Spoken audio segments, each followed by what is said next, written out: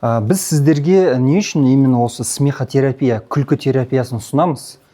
Өйткені бұл сіз күлген кезде сіздің ағзаңызда сіздің көңіл күйіңізді көтеретін гормондар бөлінеді. Эндорфин сияқты, дофамин сияқты гормондар, бақыт гормондары бөлінеді. Сол себептен күлу өте маңызды.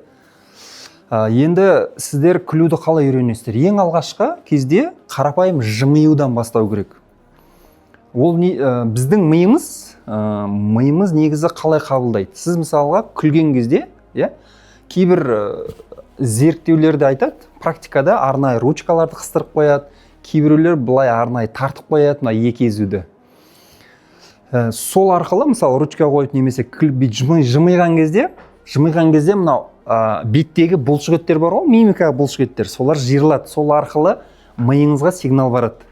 Ми оның шынайы күлкі екенін немесе жалған күлкі екенін білмейді.